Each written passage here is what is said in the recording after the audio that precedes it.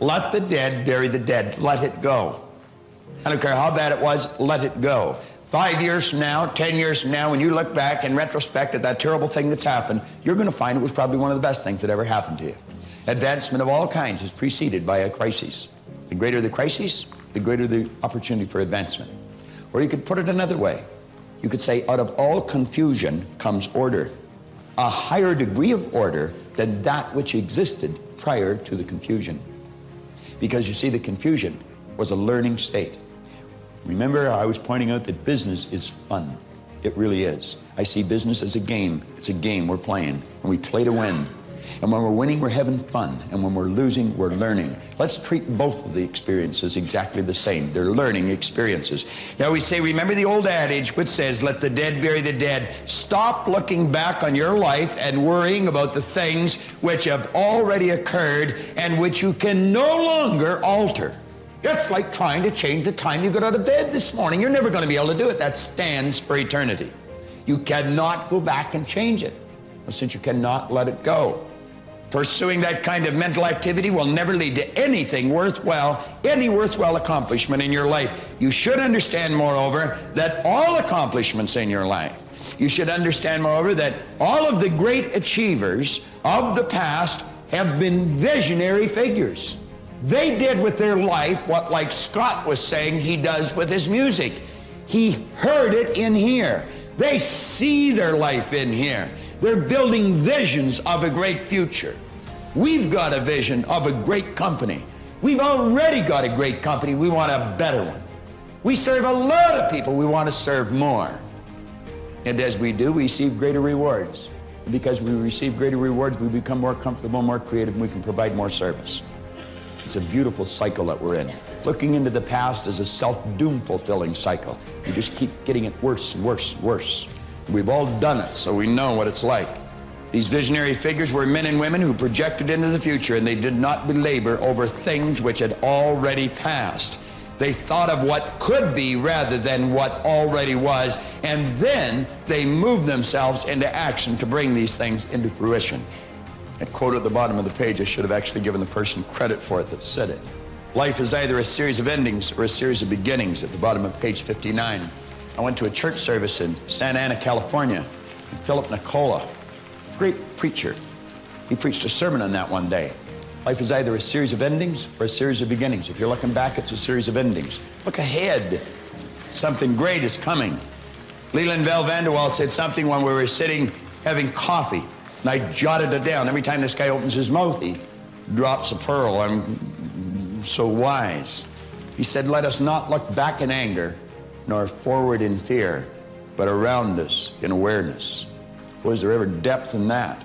Let's not look back in anger. Let's quit thinking in reverse. Nor forward in fear, but around us in awareness.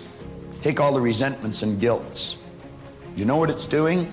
Resentments and guilt is simply choosing to build a negative idea here over something that someone did to you, and then letting ourselves get emotionally involved in it, and we move into the same vibration. Now think, I don't care how justified you may feel in holding a resentment. It's a dumb game.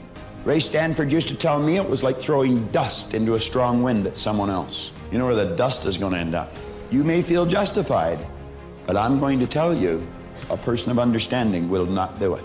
Will not do it. That is an act, a mental act of ignorance. Love them. The law will see that they get their reward for what they did. You don't have to look after that. And as long as you're holding that resentment in your mind, it's like replaying the same thing over and over again, and the same physical experience has taken place. You're moving into that vibration. I had a good doctor friend of mine that says rheumatism or arthritis is nothing but frozen hate. It's dwelling on things like that. Dries up the joints in the body. What's guilt? I've done things in the past I'm not proud of. I'm quite certain you have. Many of you. And they bothered me for a long time. They really did. And I wasn't able to get rid of it. So I went to see a psychiatrist. He ended up working with us. That's true. He helped me, but I helped him too. And just through a series of right questions, I developed an awareness. It was gone. I have absolutely no guilt anymore. I just will not tolerate it. That's looking back at something you did that you thought was wrong in the past. and reliving it.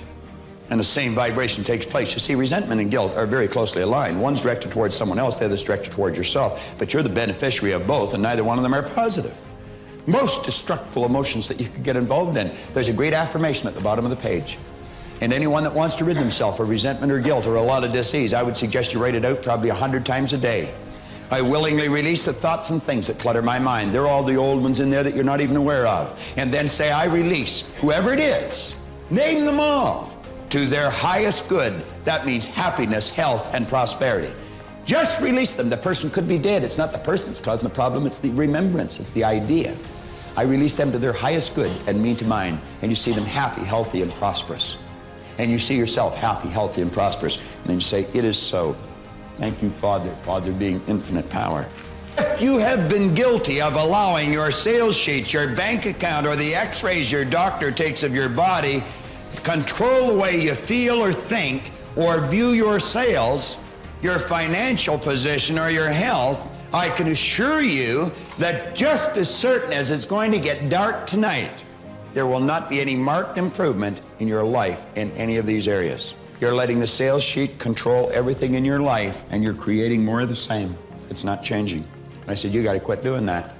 You got to realize that the results you're getting has been controlled by the way you think. And I said, what you want to do is keep your mind on a higher image rather than a lower concern. You take this magnificent power and you build the picture in here that you want. And you let yourself get emotionally involved in that picture. And I said, Paul, it'll happen so fast, it'll make your head spin. What did he tell you? In 9 months, he went to the top of the company. Record your goals, record your affirmations, your positive statements to yourself. And in your own voice, Dave Mifsud was telling me one day, he says, what an excellent idea. He said, your own voice, one that you trust.